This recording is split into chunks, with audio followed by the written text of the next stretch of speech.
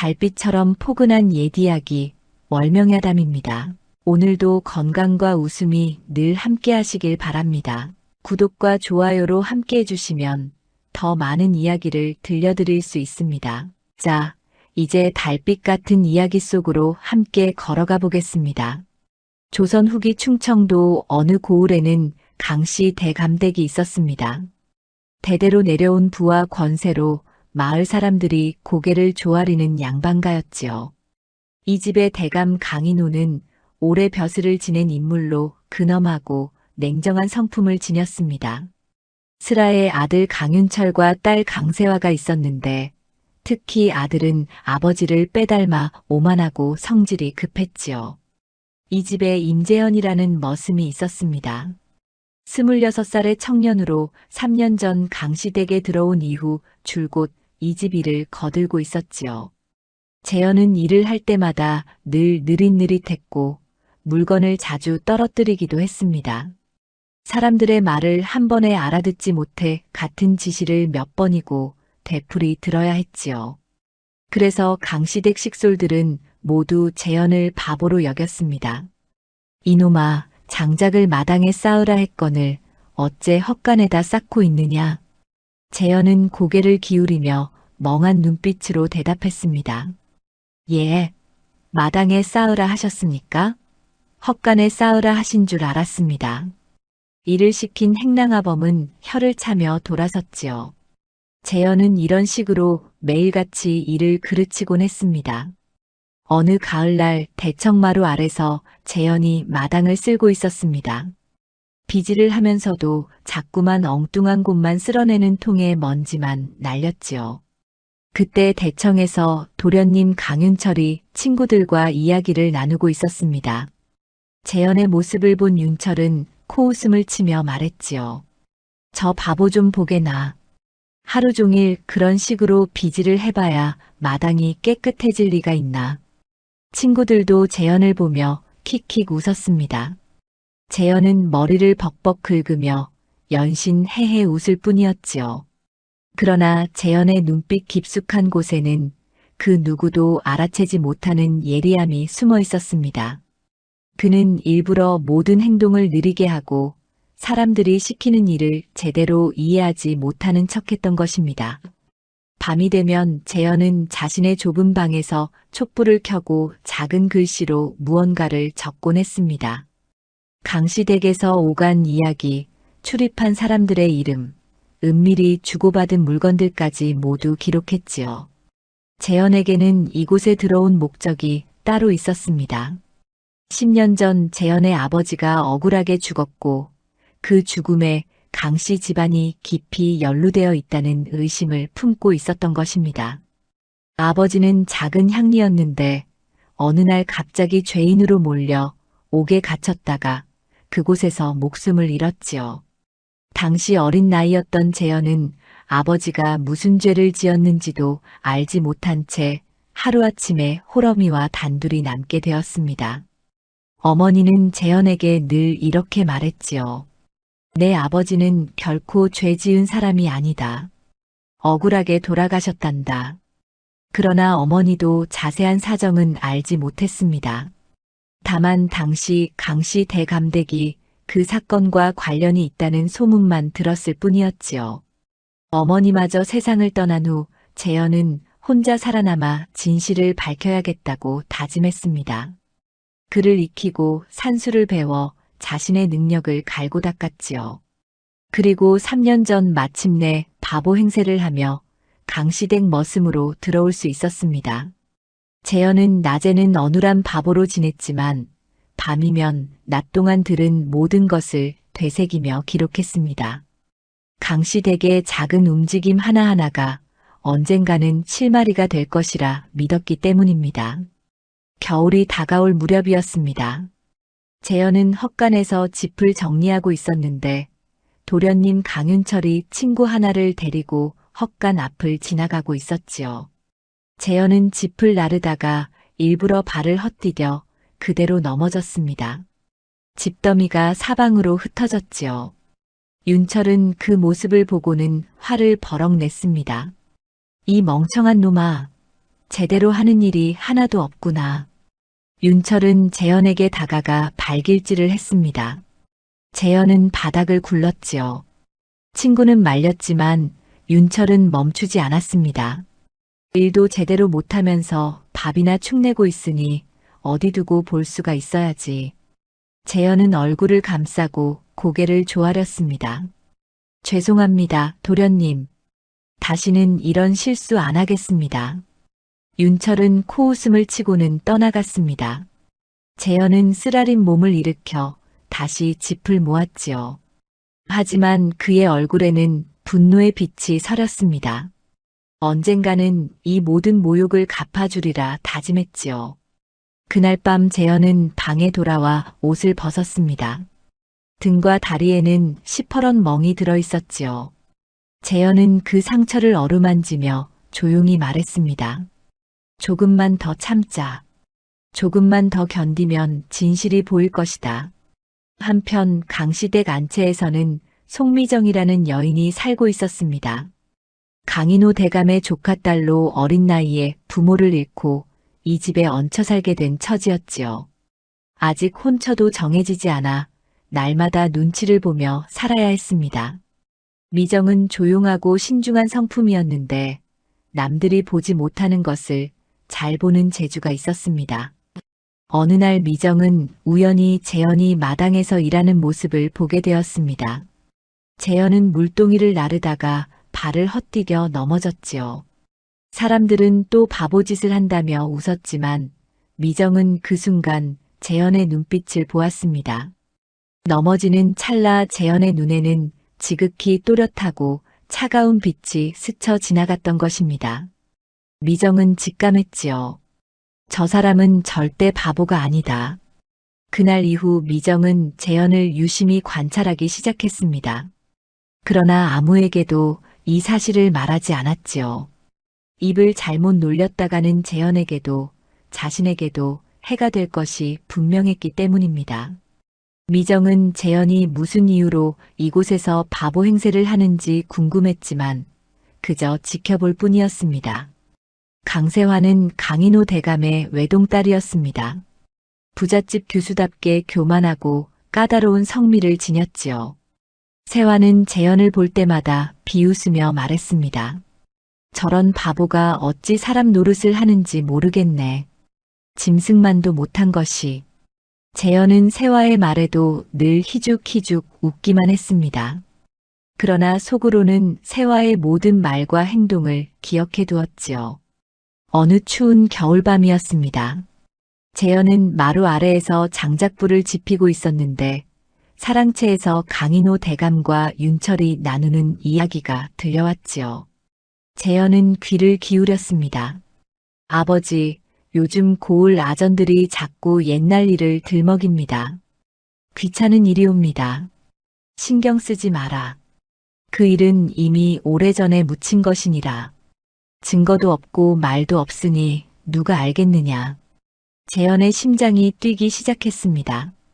그들이 나누는 이야기가 혹시 아버지와 관련된 것은 아닐까 하는 생각이 들었기 때문입니다. 그러나 더 이상 구체적인 말은 들리지 않았지요. 재현은 그날 밤 방에 돌아와 다시 기록을 남겼습니다. 강인호와 강윤철이 옛일을 감추려 하고 있다. 반드시 무언가가 있다.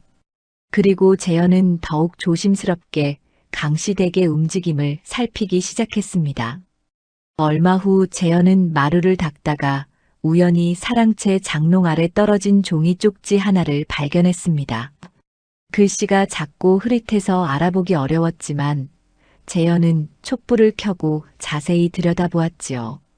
그곳에는 몇 개의 이름이 적혀 있었는데 그 중에 임이라는 글자가 보였습니다. 재현의 성이 임씨였지요. 재현은 가슴이 두근거렸습니다. 이것이 혹시 아버지와 관련된 것일까?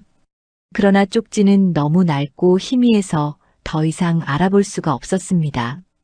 재현은 그 쪽지를 품에 감추고 다시 일을 계속했지요. 송미정은 재현이 그 쪽지를 주운 것을 우연히 보았습니다. 미정은 재현이 그것을 품에 넣는 모습을 보고 더욱 확신했지요. 저 사람은 분명 무언가를 찾고 있다. 미정은 재현에게 다가가지는 않았지만 그의 행동을 주의 깊게 지켜보기 시작했습니다. 강씨 댁에서 무슨 일이 벌어지고 있는지 미정 역시 느끼고 있었기 때문입니다. 밤마다 대감이 문서를 정리하고 태우는 모습을 본 적이 있었지요. 무언가 감추려는 일이 분명했습니다. 재현은 여전히 바보 행세를 하며 살았습니다. 매일 같은 일을 되풀이하고 같은 실수를 저지르며 사람들의 조롱을 받았지요. 그러나 밤이면 작은 방에서 촛불을 켜고 오늘 하루 동안 들은 모든 것을 정리했습니다. 언젠가는 아버지의 억울함을 풀어줄 날이 올 것이라 믿으며 견뎌냈지요. 겨울이 깊어지던 어느 날이었습니다.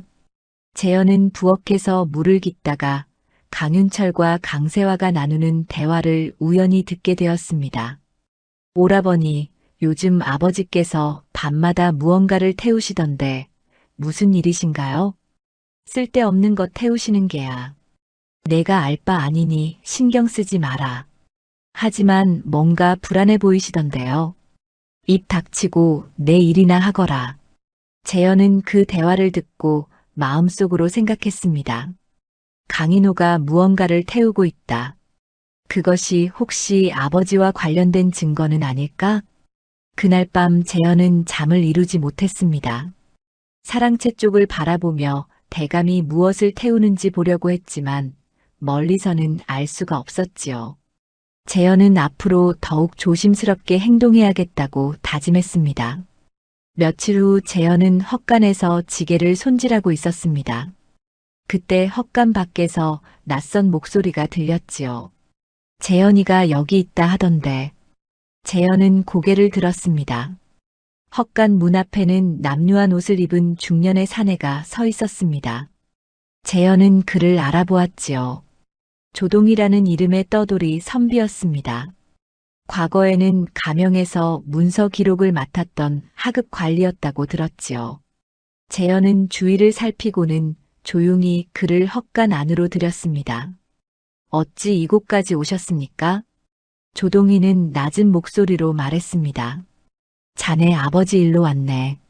나는 과거 그 사건을 조사했던 사람이라네. 재현의 가슴이 두근거렸습니다. 조동이는 계속 말을 이었지요.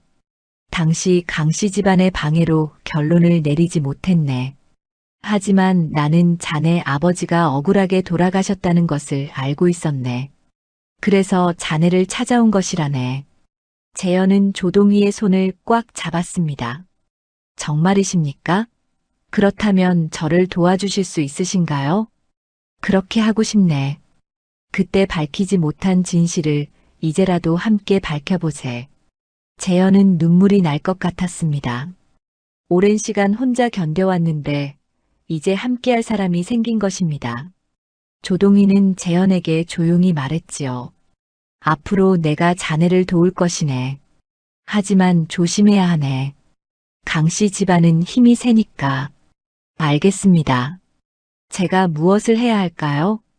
일단은 지금처럼 바보 행세를 계속하게. 그리고 강씨 댁의 움직임을 계속 살피게. 나는 밖에서 예전 기록들을 찾아볼 것이네. 재현은 고개를 끄덕였습니다. 조동이는 재현의 어깨를 두드리고는 헛간을 빠져나갔지요. 재현은 그를 배웅하며 마음속으로 다짐했습니다. 이제 시작이다. 반드시 진실을 밝혀내고야 말겠다. 그날 밤 재현은 방에서 조용히 눈물을 흘렸습니다. 10년 동안 혼자 견뎌온 세월이 주마등처럼 스쳐 지나갔지요. 이제는 더 이상 혼자가 아니었습니다. 재현은 작은 글씨로 오늘의 일을 기록했습니다. 조동이 선비를 만났다. 이제 진실에 한 걸음 더 가까워졌다. 강씨 댁의 밤은 고요했습니다. 아무도 모르는 사이 재현의 복수는 조용히 시작되고 있었지요. 봄이 오자 강씨 댁에는 손님들의 발길이 잦아졌습니다. 강인호 대감이 고을의 유지들을 불러 잔치를 베풀었기 때문이지요. 마당에서는 머슴들과 종들이 분주하게 움직였고 재현도 그 중 하나였습니다. 이놈아, 술상을 사랑채로 들라 하였거늘 어찌 아직도 부엌에서 어정거리느냐. 강윤철이 마당으로 나와 재현을 보고는 버럭 소리를 질렀습니다. 재현은 황급히 고개를 숙이며 대답했지요. 예, 예. 지금 바로 들겠습니다. 재현은 무거운 술상을 들고 비틀거리며 걸었습니다. 일부러 느릿느릿 걷는 것이었지요. 사랑채 앞까지 다가갔을 때 윤철이 재현의 뒤통수를 후려쳤습니다. 이 바보 같은 놈. 그렇게 느릿느릿 걸으면 날이 다 새겠구나. 재현은 비틀거리며 술상을 떨어뜨릴 뻔했습니다. 간신히 술상을 붙들고 다시 걸음을 옮겼지요. 윤철은 코웃음을 치며 친구들에게 말했습니다. 저놈이 우리 집에서 가장 멍청한 머슴이라네. 아침에 일을 시키면 저녁 때나 끝내니 참으로 답답하지. 친구들이 재현을 보며 킥킥 웃었습니다. 재현은 얼굴을 붉히며 술상을 내려놓고 물러났지요. 하지만 속으로는 전혀 다른 생각을 하고 있었습니다. 강윤철, 내가 나를 때리는 것도 이제 얼마 남지 않았다. 재현은 조용히 부엌으로 돌아왔습니다. 그리고 오늘 들은 이야기들을 마음속으로 되새겼지요. 사랑채에서 강인호 대감과 손님들이 나눈 이야기 중 몇 가지가 귀에 걸렸기 때문입니다. 며칠 후 강세화가 재현을 불렀습니다. 세화는 안채 마루에 앉아 바느질을 하고 있었지요. 이놈아, 마루 좀 닦거라. 예, 아씨. 재현은 걸레를 들고 마루를 닦기 시작했습니다. 세화는 재현을 힐끔힐끔 쳐다보며 코웃음을 쳤지요. 참으로 한심하구나. 저렇게 둔한 놈이 사람 노릇을 하고 있으니. 세화의 시녀가 옆에서 맞장구를 쳤습니다. 그러게 말입니다. 짐승만도 못한 것 같습니다. 재현은 아무 말 없이 마루를 닦았습니다. 하지만 귀는 세화와 시녀가 나누는 이야기를 놓치지 않았지요. 아씨, 혼처는 정하셨습니까? 아직이니라. 아버지께서 좋은 곳을 알아보고 계신다 하셨느니라. 재현은 마루를 닦는 척하면서 귀를 기울였습니다. 세화와 시녀는 혼인 이야기를 계속했지요. 재현은 그 대화를 모두 기억해 두었습니다. 그날 밤 재현은 방에 돌아와 기록을 남겼습니다. 강세화의 혼처를 정하는 중이라 하니 곧 혼례가 있을 것이다. 그때가 되면 집안이 분주할 터 그 틈을 노려야겠다. 어느 비 오는 날이었습니다. 재현은 헛간에서 농기구를 정리하고 있었는데 윤철이 친구 둘을 데리고 헛간으로 들어왔지요. 비를 피하기 위해서였습니다. 이놈아, 자리 좀 비켜라. 비를 피해야겠다. 재현은 얼른 구석으로 비켜섰습니다. 윤철과 친구들은 헛간 안에 자리를 잡고 앉았지요. 재현은 계속 농기구를 닦는 척하며 그들의 대화를 들었습니다. 윤철아, 요즘 대감께서 무슨 일로 바쁘시더냐? 글쎄, 밤마다 서차를 태우시던데 무슨 일인지는 모르겠네. 혹시 옛날 일과 관련된 것 아니겠나? 옛날 일이라니? 10년 전 그 향리 사건 말일세. 재현의 손이 멈췄습니다. 심장이 빠르게 뛰기 시작했지요. 윤철의 친구가 계속 말을 이었습니다. 그때 임시 성을 가진 향리가 죄를 짓고 옥에 갇혔다가 죽지 않았나. 그 일이 다시 불거지는 것 아닌가 싶어서 말일세. 그 일은 이미 끝난 것 아니던가. 그렇긴 하지. 하지만 요즘 가명에서 옛 기록을 뒤지고 있다는 소문이 있더군. 재현은 숨을 죽였습니다. 그들이 나누는 이야기 하나하나가 아버지와 관련된 것이었기 때문입니다. 윤철이 대수롭지 않게 말했지요. 아버지께서 알아서 하실 일이니 우리가 걱정할 것 없네. 그 일은 아버지께서 깨끗이 처리하셨으니 말일세. 재현은 농기구를 쥔 손에 힘이 들어갔습니다. 윤철의 말은 강인호가 아버지의 일에 깊이 관여했다는 것을 인정하는 것이나 다름없었지요. 비가 그치자 윤철과 친구들은 헛간을 나갔습니다. 재현은 그들이 완전히 사라진 후에야 긴 한숨을 내쉬었지요. 그리고 마음속으로 다짐했습니다. 강인호, 내가 아버지를 죽인 것이 분명하구나. 반드시 그 증거를 찾아내겠다. 며칠 후 재현은 장작을 나르다가 윤철과 마주쳤습니다. 윤철은 술에 취한 상태였지요. 재현을 보자마자 트집을 잡았습니다. 이놈아, 어제 내가 시킨 일은 다 했느냐? 예, 도련님. 다 마쳤습니다. 거짓말 마라. 뒷마당에 가보니 아직 덜 되어 있던데? 사실 재현은 모든 일을 마쳤었습니다. 하지만 윤철은 트집을 잡고 싶었던 것이지요. 윤철은 재현에게 다가와 멱살을 잡았습니다. 이 거짓말쟁이 놈. 일도 제대로 안 하고 거짓말까지 하느냐? 그리고는 재현의 뺨을 후려쳤습니다. 재현은 바닥에 쓰러졌지요. 윤철은 거기서 멈추지 않고 발길질까지 했습니다. 내 같은 놈은 때려야 정신을 차린다. 재현은 몸을 웅크리고 맞았습니다. 윤철은 한참을 때리고 나서야 비틀거리며 사랑채로 돌아갔지요. 재현은 일어나 몸에 흙을 털었습니다. 입가에서 피가 흘렀지만 닿지 않았습니다. 그리고 윤철이 사라진 방향을 차갑게 바라보았지요. 강윤철, 오늘 내가 나를 때린 것도 모두 기억하겠다. 그날 밤 재현은 방에서 옷을 벗었습니다. 몸 곳곳에 새로운 멍이 들어 있었지요. 재현은 그 상처들을 거울로 보며 조용히 말했습니다. 조금만 더 참자. 얼마 남지 않았다. 한편 송미정은 창문 틈으로 재현이 맞는 것을 보았습니다. 미정은 안타까운 마음이 들었지만 아무것도 할 수 없었지요. 다만 재현이 평범한 바보가 아니라는 확신만 더욱 강해졌습니다. 저 사람의 눈빛을 보았다. 맞으면서도 전혀 굴하지 않는 눈빛이었다. 저 사람은 무언가를 기다리고 있는 것이 분명하다. 미정은 재현에게 다가가지는 않았습니다. 하지만 조용히 지켜보기로 했지요. 언젠가 재현이 움직일 때가 오면 그때 자신도 무언가 할 수 있을지도 모른다고 생각했습니다. 강세화는 재현이 오라버니에게 맞는 것을 보고도 비웃기만 했습니다. 저런 바보는 맞아야 정신을 차리는 법이지. 세화는 재현을 사람으로도 여기지 않았습니다. 그저 집안의 물건 중 하나쯤으로 생각했지요. 그날 이후로도 윤철은 수시로 재현을 괴롭혔습니다. 일부러 어려운 일을 시키고는 제대로 하지 못했다며 때렸지요. 재현은 그때마다 고개를 숙이고 맞았습니다.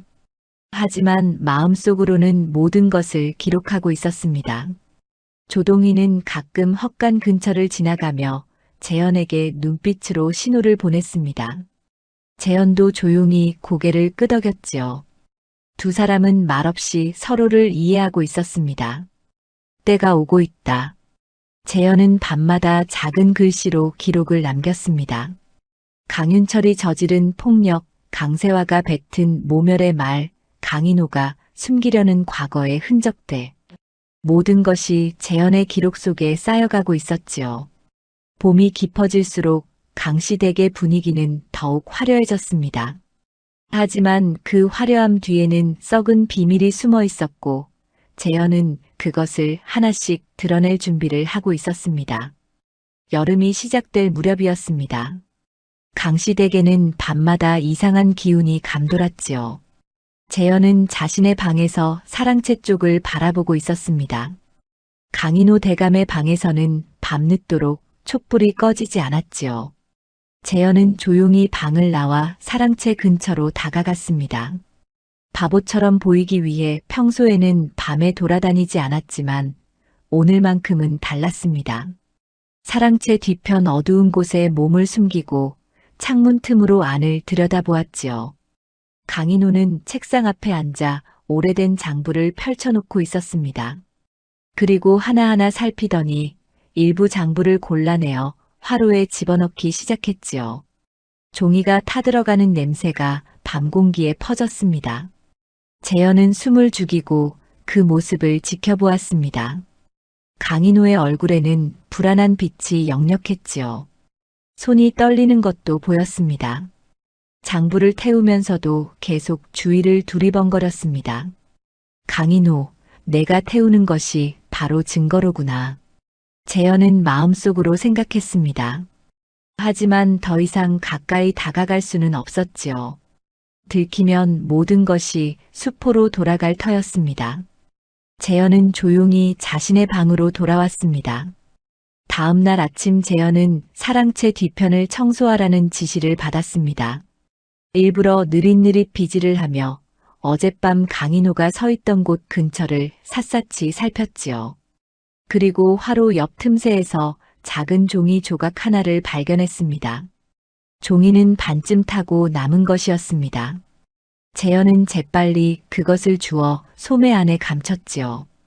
그리고 다시 바보처럼 느릿하게 비지를 계속했습니다. 그날 밤 재현은 촛불을 켜고 그 종이 조각을 자세히 살폈습니다. 글씨가 많이 탔지만 몇 글자는 알아볼 수 있었지요. 님, 향리, 장부. 재현의 손이 떨렸습니다. 비록 온전한 문장은 아니었지만 아버지와 관련된 흔적이 분명했습니다. 재현은 그 종이 조각을 조심스럽게 접어 품에 넣었지요. 며칠 후 재현은 또 다른 기회를 얻었습니다. 강인호가 고을 수령을 만나러 나간 사이 사랑채를 청소하라는 명을 받은 것입니다. 재현은 걸레와 빗자루를 들고 사랑채로 갔지요. 방 안을 둘러보니 책상 위에 서찰 몇 통이 놓여 있었습니다. 재현은 주위를 살핀 후 재빨리 서찰 하나를 펼쳤습니다. 하지만 그 순간 밖에서 발소리가 들렸지요. 재현은 황급히 서찰을 내려놓고 바닥을 닦는 척했습니다. 문이 열리며 강윤철이 들어왔습니다. 이놈아, 뭐 하느냐? 예, 도련님. 청소를 하고 있습니다. 윤철은 재현을 의심스럽게 쳐다보았습니다. 하지만 재현이 바보처럼 멍한 표정으로 서 있자 코웃음을 치며 나갔지요. 재현은 가슴을 쓸어내렸습니다. 아슬아슬한 순간이었습니다. 한편 송미정은 밤마다 안채에서 강인호의 행동을 지켜보고 있었습니다.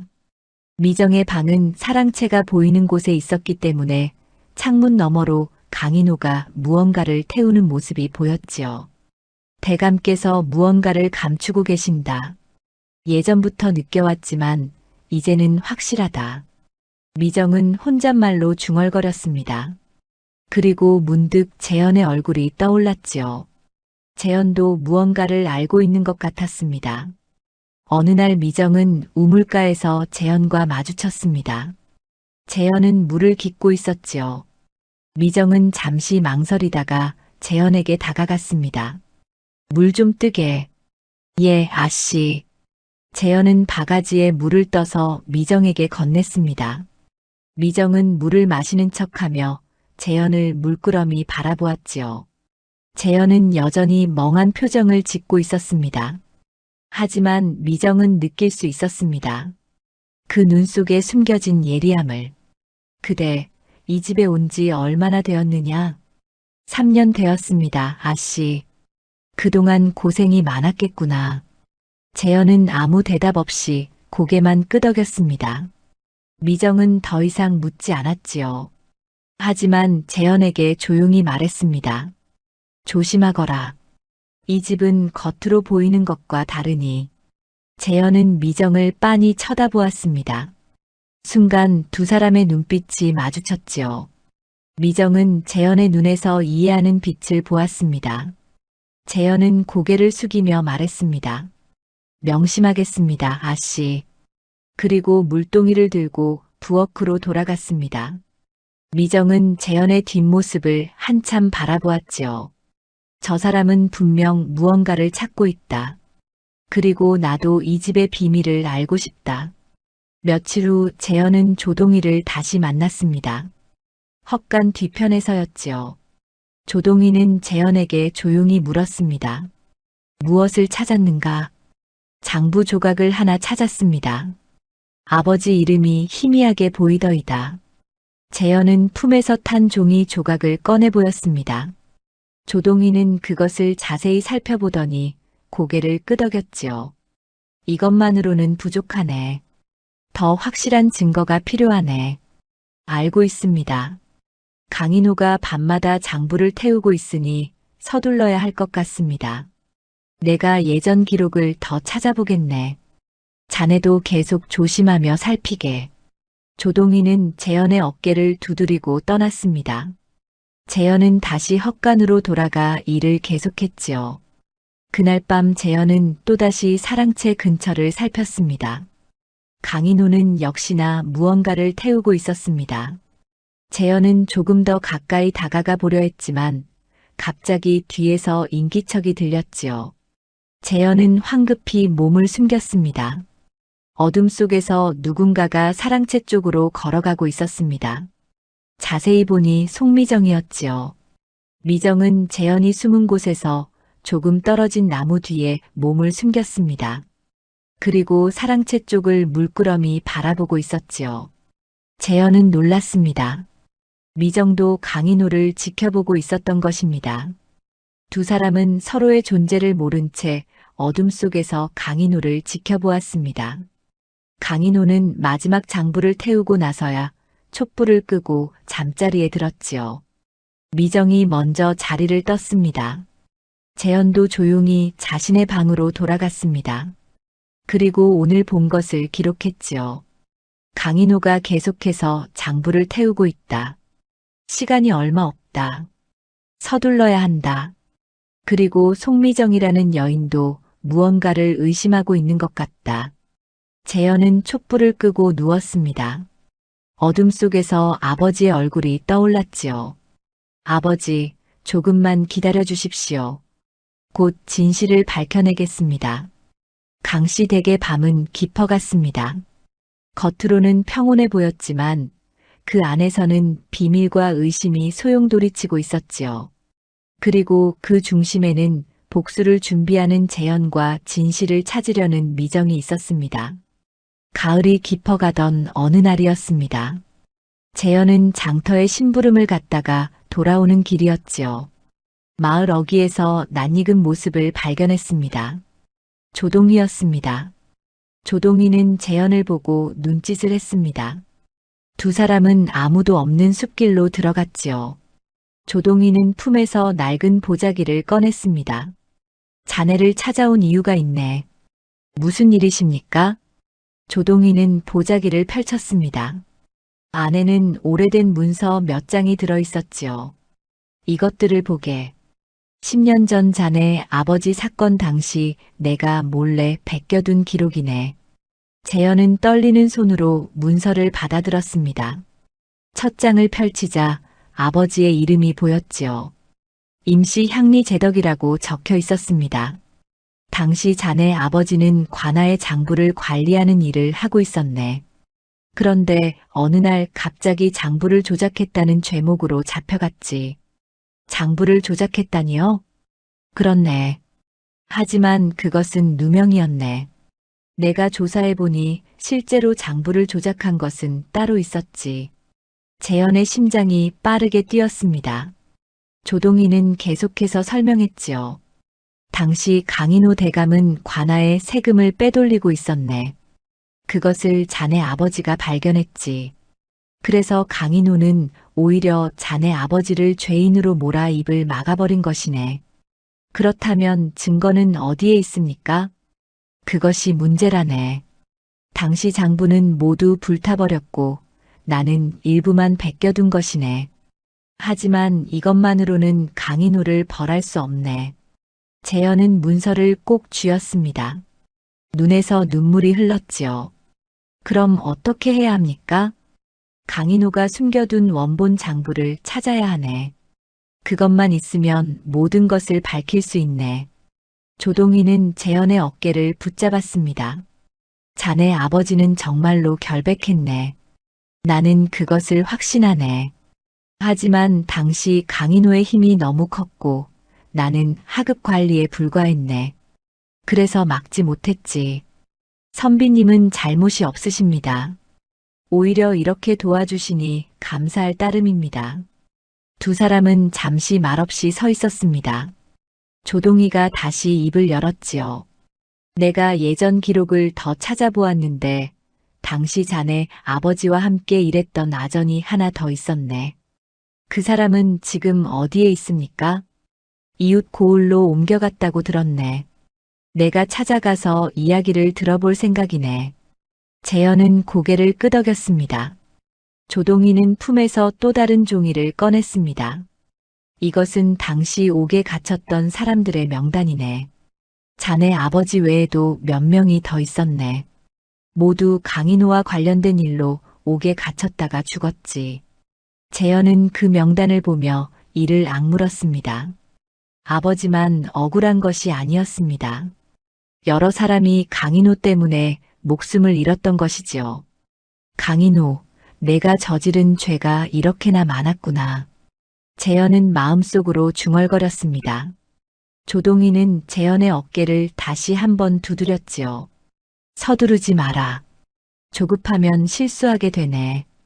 차근차근 증거를 모으면 반드시 진실을 밝힐 날이 올 것이네. 명심하겠습니다. 두 사람은 숲길을 나와 각자의 길로 갔습니다.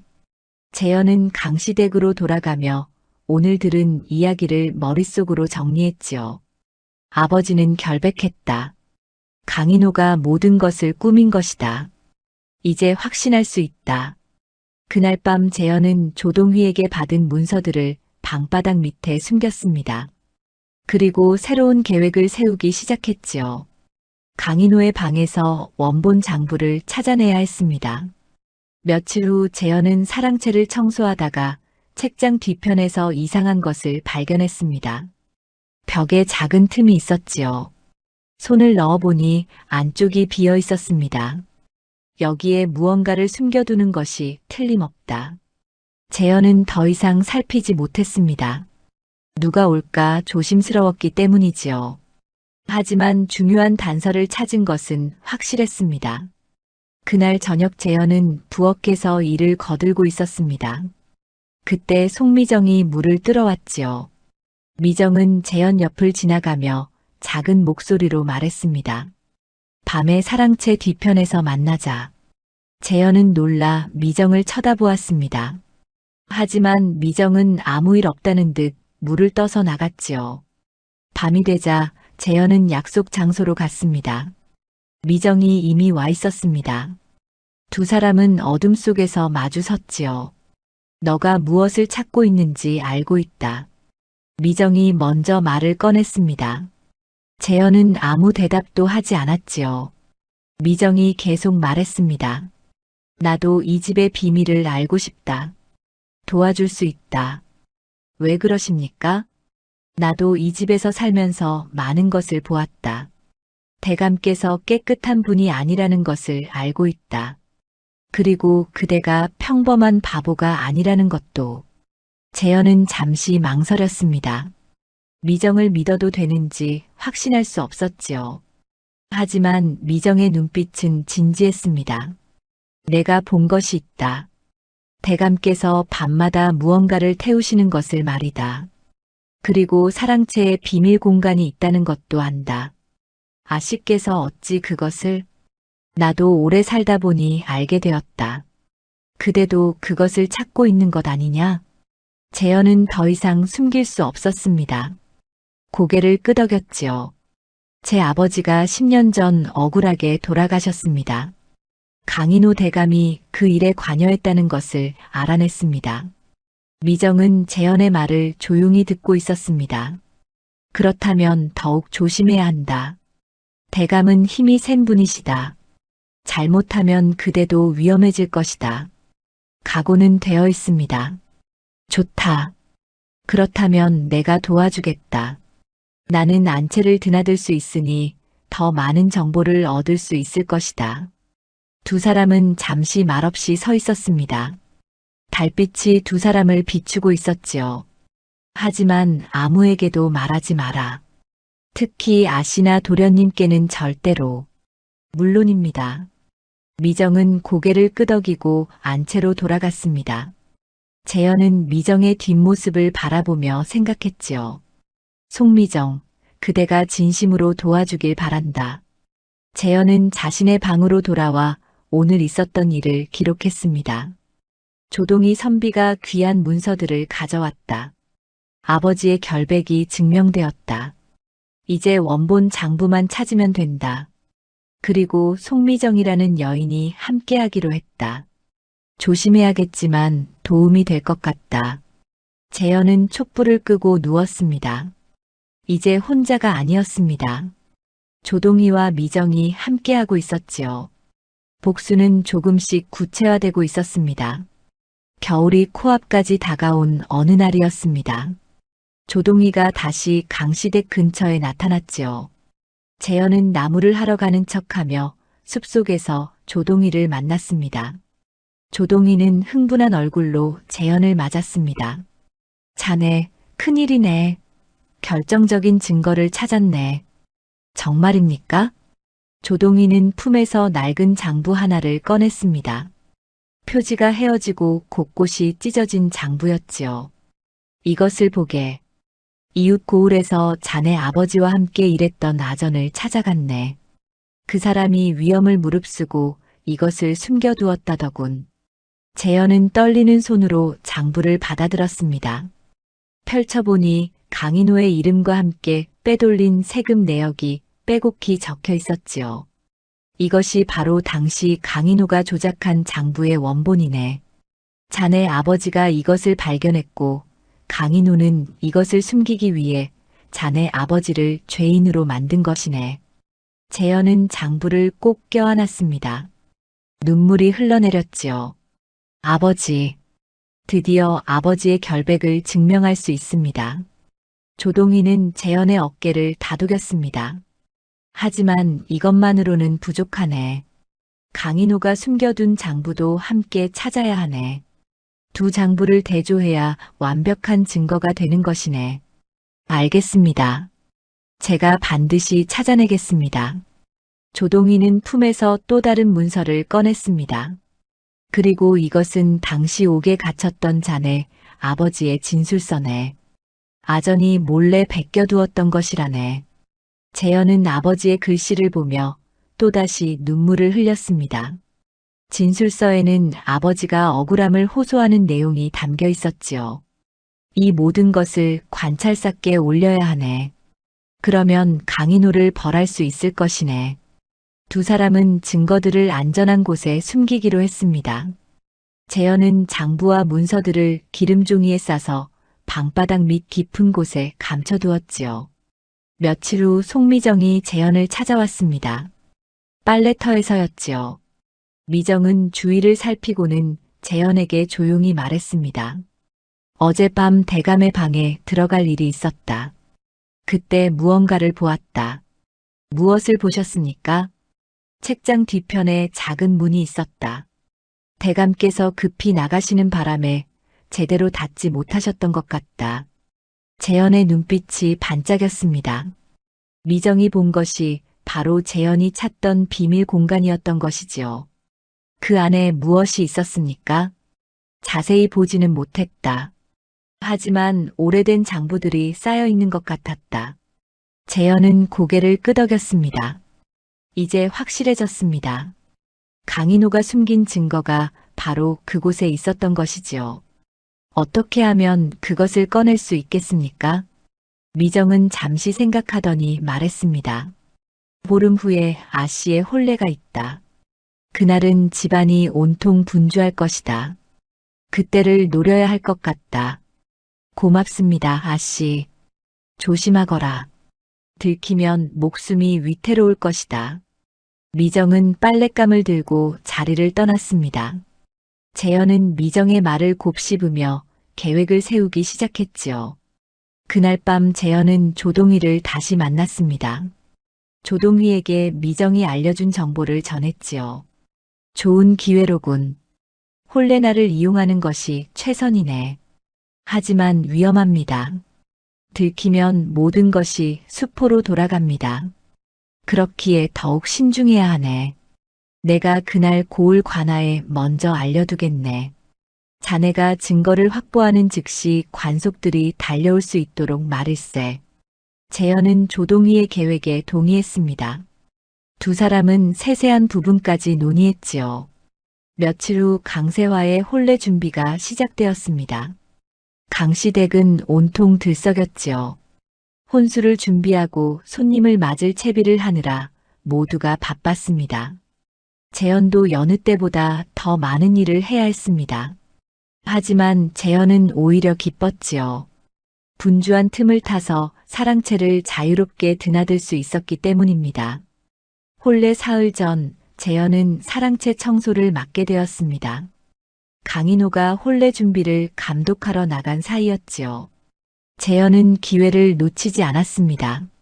책장 뒤편으로 손을 뻗었습니다. 작은 문고리가 만져졌지요. 조심스럽게 문을 열자 안쪽에 공간이 나타났습니다. 그곳에는 낡은 장부 여러 권이 쌓여 있었습니다. 재현은 서둘러 장부들을 꺼내 살펴보았습니다. 그중 하나가 바로 조동희가 가져온 장부와 짝을 이루는 것이었지요. 강인호가 조작한 장부였습니다. 바로 이것이다. 재현은 재빨리 그 장부를 품에 감췄습니다. 그리고 나머지 장부들도 하나씩 살펴보았지요. 모두 강인호의 비리를 증명하는 것들이었습니다. 하지만 모든 것을 가져갈 수는 없었습니다. 너무 많으면 눈에 띌 것이기 때문이지요. 재현은 가장 중요한 장부 2권만 골라 품에 넣었습니다. 그때 밖에서 발소리가 들렸습니다. 재현은 황급히 비밀문을 닫고 책장을 제자리에 놓았지요. 그리고 걸레를 들고 바닥을 닦는 척했습니다. 문이 열리며 강윤철이 들어왔습니다. 이놈아, 아직도 청소 중이냐? 예, 도련님. 거의 다 끝났습니다. 윤철은 방 안을 둘러보더니 고개를 끄덕였습니다. 빨리 마치고 나가거라. 예. 재현은 마지막으로 바닥을 닦고 밖으로 나왔습니다. 가슴이 미친 듯이 뛰었지요. 품속의 장부가 너무나 뜨겁게 느껴졌습니다. 재현은 곧장 자신의 방으로 가서 장부들을 방바닥 밑에 숨겼습니다. 그리고 조동희가 준 장부와 함께 기름종이로 꽁꽁 싸서 감춰두었지요. 그날 밤 재현은 송미정을 만났습니다. 증거를 확보했습니다. 정말인가? 예. 이제 혼례날만 기다리면 됩니다. 미정은 안도의 한숨을 내쉬었습니다. 잘했다. 하지만 더욱 조심해야 한다. 혼례날까지 들키지 않도록 명심하겠습니다. 두 사람은 각자의 자리로 돌아갔습니다. 재현은 방에 누워 천장을 바라보았지요. 아버지, 이제 곧입니다. 곧 아버지의 원수를 갚고 결백을 밝힐 수 있습니다. 강씨 댁의 밤은 깊어갔습니다. 혼례를 앞두고 집안은 떠들썩했지만 재현의 마음은 고요했지요. 마침내 복수의 날이 다가오고 있었습니다. 강세화의 혼례가 이틀 앞으로 다가왔습니다. 강씨 댁은 그 어느 때보다 분주했지요. 하객들을 맞이할 준비에 음식을 장만하느라 온 집안이 발 디딜 틈이 없었습니다. 재현은 여전히 바보처럼 행동하며 일을 거들었습니다. 하지만 속으로는 마지막 준비를 하고 있었지요. 밤이 되면 조동희를 만나 계획을 점검했습니다. 모든 준비가 끝났네. 혼례날 오시에 관찰사께 장계를 올릴 것이네. 조동희는 품에서 봉인된 서찰을 꺼내 보였습니다. 이 안에 모든 증거를 정리해 두었네. 자네가 확보한 장부와 내가 가져온 기록, 그리고 증인들의 진술까지 모두 담았네. 고맙습니다, 선비님. 고마워할 것 없네. 이것은 정의를 바로 세우는 일일 뿐이네. 조동희는 재현의 손을 꼭 잡았습니다. 혼례날 오시가 되면 관아의 관속들이 이곳으로 올 것이네. 그때까지 자네는 평소처럼 행동하게. 절대로 눈치채이면 안 되네. 명심하겠습니다. 두 사람은 헤어졌습니다. 재현은 자신의 방으로 돌아와 마지막으로 증거들을 확인했지요. 모든 것이 완벽했습니다. 다음 날 아침 송미정이 재현을 찾아왔습니다. 우물가에서였지요. 내일이면 모든 것이 끝나는구나. 예. 긴 시간이었습니다. 미정은 잠시 망설이다가 입을 열었습니다. 사실 나도 대감께 원한이 있다. 내 아버지도 대감 때문에 벼슬을 잃으셨다. 재현은 놀란 눈으로 미정을 바라보았습니다. 그런 사정이 있으셨습니까? 15년 전의 일이다. 아버지께서 대감의 비리를 알게 되셨고 그것을 상소하려 하셨다. 하지만 대감이 먼저 아버지를 모함했고 아버지는 파직되셨다. 미정의 눈에는 눈물이 맺혀 있었습니다. 그 뒤로 우리 집안은 몰락했고 나는 이곳에 얹혀 살게 되었다. 매일 원수의 집에서 지내며 굽신거려야 했다. 그런 아픔이 있으셨군요. 그래서 그대를 돕기로 한 것이다. 나도 복수하고 싶었다. 재현은 미정의 손을 잡았습니다. 내일이면 아씨의 원한도 함께 풀리게 될 것입니다. 미정은 고개를 끄덕였습니다. 두 사람은 서로를 바라보며 조용히 미소 지었지요. 혼례 전날 밤이었습니다. 강인호는 사랑채에서 마지막으로 서찰들을 정리하고 있었습니다. 재현은 멀리서 그 모습을 지켜보았지요. 강인호, 내가 아무리 증거를 없애려 해도 이미 늦었다. 내일이면 모든 것이 드러날 것이다. 강인호는 불안한 얼굴로 창밖을 내다보았습니다. 무언가 불길한 예감이 드는 듯 했지요. 하지만 곧 고개를 저으며 촛불을 껐습니다. 혼례 당일 아침이 밝았습니다. 강시댁은 새벽부터 북적였지요. 하객들이 속속 도착했고 음식을 나르는 사람들로 마당이 가득했습니다. 재현은 다른 머슴들과 함께 잔치 준비를 거들었습니다. 바보처럼 느릿느릿 일을 하며 실수도 몇 번 저질렀지요. 강윤철이 재현을 보고 한숨을 쉬었습니다. 저 바보 때문에 일이 늦겠구나. 세화의 혼례는 오전에 시작되었습니다. 신랑 측 사람들이 도착하고 예식이 진행되었지요. 강인호는 흐뭇한 얼굴로 딸의 혼례를 지켜보았습니다. 하지만 오시가 되자 상황이 급변했습니다. 대문 밖에서 말발굽 소리가 들렸지요.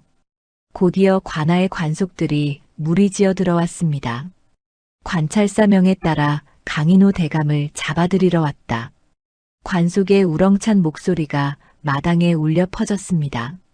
잔치는 순식간에 술렁거렸지요. 강인호의 얼굴이 하얗게 질렸습니다. 무슨 소리냐? 내가 무슨 죄를 지었다고. 관속의 우두머리가 서찰을 펼쳐 보였습니다. 대감께서 10년 전 세금을 빼돌리고 무고한 향리를 죄인으로 만들었다는 고발이 들어왔습니다. 관찰사께서 직접 조사하라 명하셨습니다. 강인호는 뒤로 물러섰습니다. 윤철이 아버지 앞을 가로막으며 소리쳤습니다. 말도 안 되는 소리. 우리 아버지께서 그런 일을 하실 리 없다. 증거가 있습니다. 장부와 진술서, 그리고 증인까지 모두 갖춰져 있습니다. 관속들이 강인호에게 다가갔습니다. 강인호는 사색이 되어 주저앉았지요. 누가 감히. 그때 재현이 앞으로 나섰습니다. 더 이상 바보처럼 굽신거리지 않았지요. 곧게 허리를 펴고 강인호를 똑바로 바라보았습니다. 제가 고발했습니다. 강인호. 재현의 목소리는 차갑고 단호했습니다. 강인호는 재현을 보고 눈이 휘둥그레졌습니다. 네가 바보 머슴 주제에. 저는 바보가 아닙니다. 임재현, 10년 전 대감께서 죽인 임재덕 향리의 아들입니다. 마당이 술렁거렸습니다. 강윤철과 강세화도 믿을 수 없다는 표정으로 재현을 바라보았지요. 재현은 품에서 장부를 꺼냈습니다. 이것이 바로 대감께서 숨겨두신 장부입니다. 제 아버지를 죄인으로 만들고 세금을 빼돌린 증거입니다. 관속들이 장부를 받아들었습니다. 펼쳐보더니 고개를 끄덕였지요. 확실한 증거입니다. 강인호 대감 체포하겠습니다.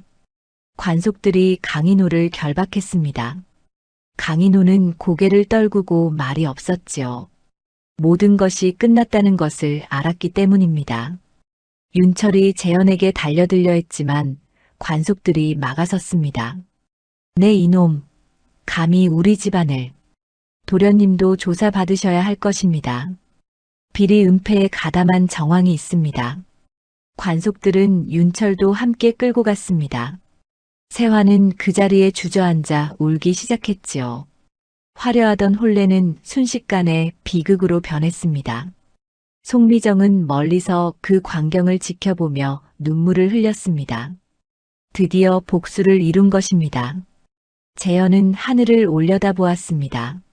아버지, 이제 편히 쉬십시오. 아들이 아버지의 억울함을 풀었습니다. 조동희가 재현에게 다가와 어깨를 두드렸습니다. 잘했네, 재현.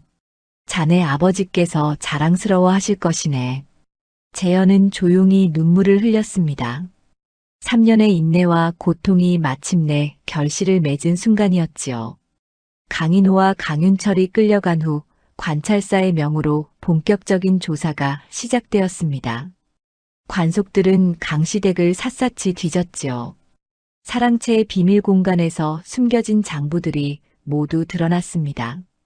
재현은 조동희와 함께 관하로 갔습니다. 관찰사 앞에서 모든 것을 진술해야 했지요. 임재현이라 하였느냐? 예, 관찰사 나리. 그대 아버지 임재덕이 10년 전 옥에서 돌아가신 것이 맞느냐? 그러합니다. 관찰사는 재현이 가져온 장부들과 조동희가 보관해 온 기록들을 꼼꼼히 살펴보았습니다. 그리고 강인호가 숨겨두었던 장부들과 대조했지요. 이것은 명백한 증거로다. 관찰사는 한숨을 내쉬었습니다. 강인호가 저지른 죄가 생각보다 훨씬 컸기 때문이지요. 강인호가 10년 동안 빼돌린 세금이 이렇게나 많았구나. 그리고 그것을 감추기 위해 무고한 이들을 죽였다니. 관찰사는 조동희를 불렀습니다. 그대가 바로 당시 이 사건을 조사했다는 조동휘인가? 그러합니다, 나리. 왜 그때 이 사실을 밝히지 못하였느냐? 당시 강인호의 권세가 막강했고 소위는 하급 관리에 불과했습니다. 증거도 부족했고 힘도 없었습니다. 관찰사는 고개를 끄덕였습니다. 그래도 이렇게 증거를 보관해 둔 것은 잘한 일이로다. 덕분에 진실을 밝힐 수 있게 되었구나. 며칠 후 강인호와 강윤철에 대한 신문이 시작되었습니다. 재현도 증인으로 참석했지요. 강인호는 초라한 죄수복을 입고 관찰사 앞에 꿇어 앉았습니다. 예전의 위엄은 온데간데 없었지요. 강인호, 그대의 죄를 낱낱이 고하라. 강인호는 한참을 말이 없었습니다. 그러다 고개를 떨구며 입을 열었지요. 모두 제가 한 짓입니다. 어찌 그런 짓을 저질렀느냐? 욕심 때문이었습니다. 더 많은 재산을 모으고 싶었고 권세를 유지하고 싶었습니다. 강인호는 떨리는 목소리로 계속 말했습니다. 10년 전 임재덕이 장부의 이상함을 눈치챘습니다. 제가 세금을 빼돌린 것을 알게 되었지요. 그래서 그를 죄인으로 만들어 입을 막았습니다. 재현은 주먹을 꽉 쥐었습니다. 분노가 치밀어 올랐지만 참았지요. 임재덕 외에 또 누가 있었느냐? 서너 명 더 있었습니다. 모두 제 비리를 알게 된 이들이었습니다. 관찰사는 장부를 펼쳤습니다. 10년 동안 빼돌린 세금이 1000냥이 넘는구나. 그 돈은 어디에 썼느냐? 땅을 사들이고 재산을 불렸습니다. 그리고 윗사람들에게 뇌물로 바치기도 했습니다.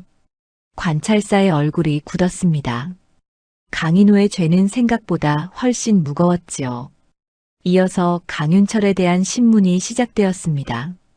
윤철은 떨리는 목소리로 말했습니다. 소희는 아버지께서 무언가를 숨기고 계신다는 것만 알았을 뿐입니다. 알면서도 막지 않았다는 것이냐? 그것이 잘못인 줄 알면서도 윤철은 말을 잇지 못했습니다. 관찰사는 한숨을 쉬었지요. 그대도 공범이나 다름없구나. 비리를 알고도 은폐한 죄를 물어야겠다. 다음으로 강세화가 불려왔습니다. 세화는 겁에 질린 얼굴로 관찰사 앞에 섰지요. 강세화, 그대는 아버지의 일을 알고 있었느냐? 아, 아닙니다. 소녀는 아무것도 몰랐습니다. 관찰사는 세화를 지켜보았습니다. 그리고 재현을 돌아보며 물었습니다.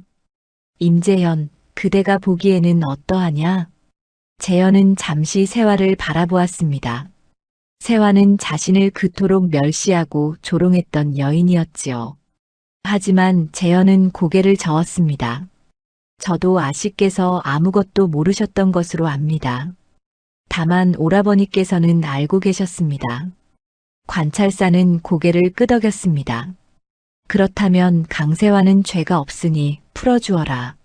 세화는 힘없이 물러났습니다. 재현을 향해 복잡한 눈빛을 보냈지요. 송미정도 증인으로 불려왔습니다.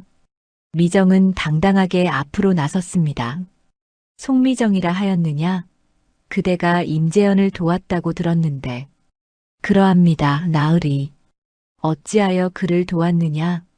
15년 전 저의 아버지도 강인호에게 모함을 당했습니다.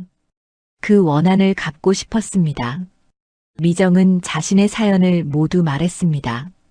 관찰사는 안타까운 표정을 지었지요. 그대 아버지의 억울함도 함께 풀어주도록 하겠노라. 감사합니다, 나으리. 모든 신문이 끝나고 판결이 내려졌습니다. 관찰사는 엄숙하게 선고했지요. 강인호는 세금을 빼돌리고 무고한 이들을 죽인 죄로 유배형에 처한다. 모든 재산은 관에 몰수하고 벼슬은 박탈한다. 강인호는 고개를 떨구었습니다. 강윤철은 비리 은폐에 가담한 죄로 변방으로 유배 보낸다. 윤철도 아무 말 없이 형을 받아들였습니다. 임재덕의 억울함은 공식적으로 풀어준다. 그의 명예를 회복하고 기록에 남긴다. 재현은 눈물을 흘렸습니다. 드디어 아버지의 결백이 세상에 알려진 것입니다. 송미정의 아버지 송인걸도 같은 처우를 받는다. 그의 억울함을 풀어주고 명예를 회복시킨다.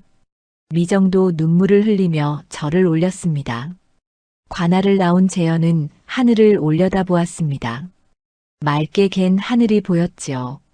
아버지, 이제 편히 쉬십시오. 아들이 아버지의 이름을 되찾았습니다. 조동희가 재현의 옆에 섰습니다. 잘 견뎌냈네, 재현. 자네는 참으로 대단한 사람이네. 선비님 덕분입니다. 선비님이 아니었다면 불가능했을 일입니다. 송미정도 다가왔습니다. 세 사람은 서로를 바라보며 조용히 미소 지었지요. 이제 새로운 삶을 시작할 수 있겠군요. 미정의 말에 재현이 고개를 끄덕였습니다. 그러합니다. 이제는 복수가 아닌 제 앞길을 걸어가야지요. 강씨댁은 몰락했습니다. 재산은 모두 관에 몰수되었고 집은 텅 비었지요. 강세화는 친척집으로 몸을 의탁했습니다.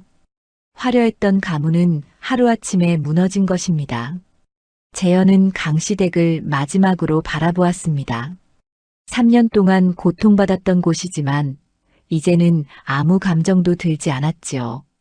다만 홀가분할 뿐이었습니다. 한 달이 흘렀습니다. 강인호는 먼 섬으로 유배를 떠났고 강윤철은 북쪽 변방으로 보내졌지요. 강씨 댁의 재산은 모두 관에 몰수되어 백성들을 위해 쓰이게 되었습니다. 재현은 아버지의 묘소를 찾아갔습니다. 10년 만에 제대로 된 제사를 지낼 수 있게 된 것이지요. 조동희와 송미정도 함께했습니다. 재현은 묘 앞에 술을 따르고 절을 올렸습니다. 아버지, 이제야 아버지의 억울함을 풀어드렸습니다. 늦어서 죄송합니다. 눈물이 뺨을 타고 흘러내렸습니다. 조동희가 재현의 어깨를 다독였지요. 자네 아버지께서 하늘에서 기뻐하실 것이네. 제사를 마치고 세 사람은 묘소를 내려왔습니다. 재현은 한결 가벼워진 마음으로 걸었지요. 이제 무엇을 할 생각인가? 조동희가 물었습니다. 재현은 잠시 생각하더니 대답했습니다. 글을 더 배우고 싶습니다. 그리고 언젠가는 과거에 응시하고 싶습니다. 좋은 생각이네. 자네라면 충분히 할 수 있을 것이네. 송미정도 미소를 지었습니다. 나도 이제 새로운 삶을 시작하려 한다. 친척 어른께서 혼처를 알아봐 주신다 하셨다.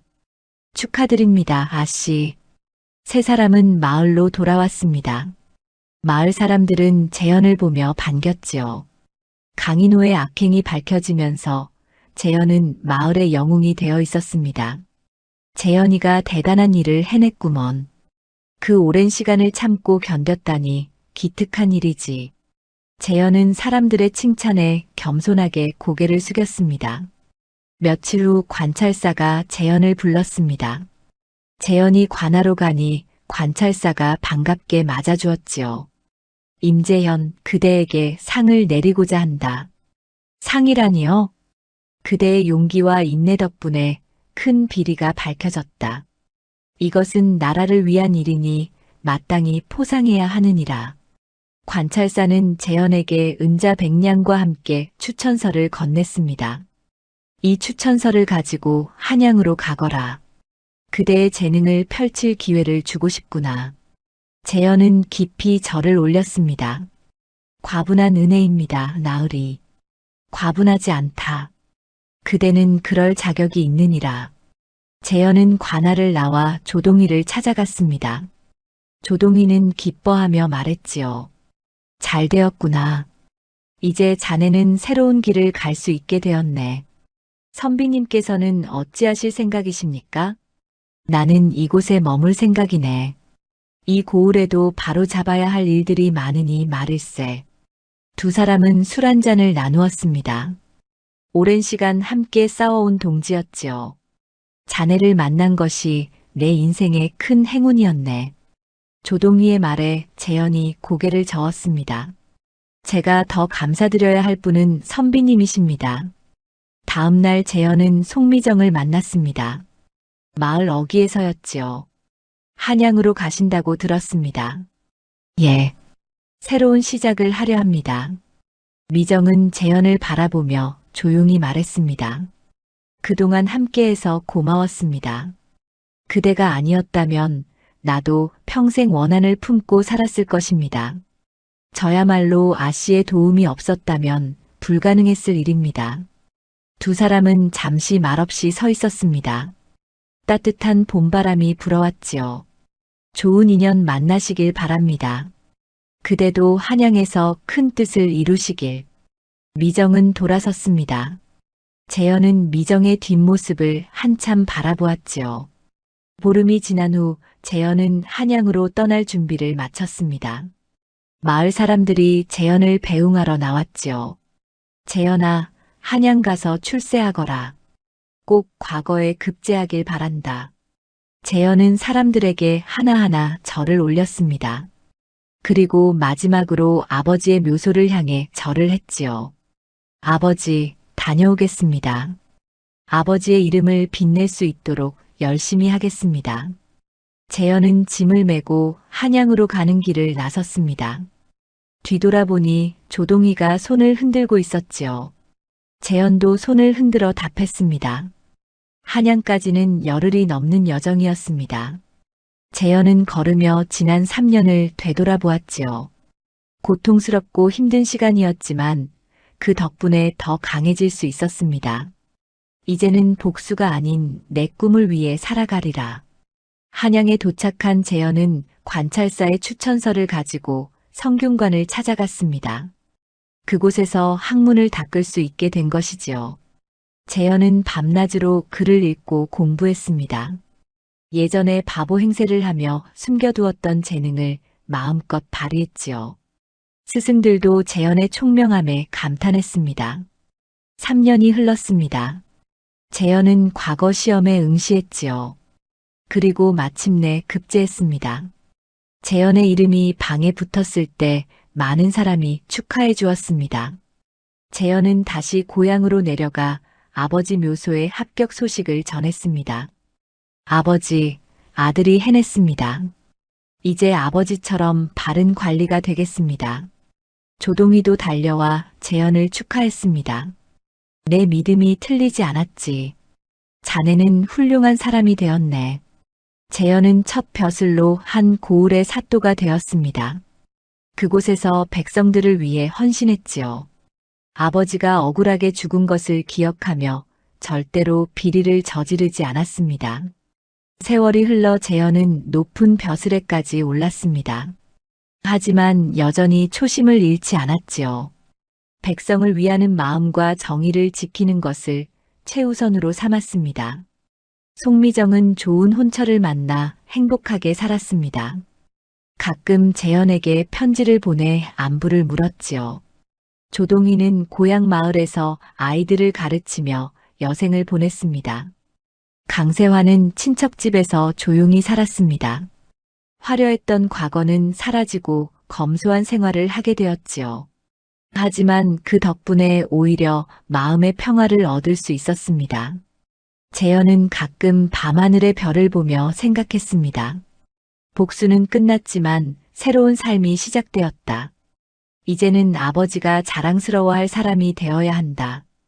그렇게 재현은 정의롭고 바른 삶을 살아갔습니다. 바보 머슴이었던 임재현은 이제 백성들이 존경하는 청렴한 관리가 되어 있었지요. 그리고 훗날 사람들은 임재현의 이야기를 전하며 말했습니다. 인내와 지혜로 복수를 이루고 새로운 삶을 연 사람의 이야기를. 그 이야기는 오랫동안 사람들의 입에서 입으로 전해졌습니다.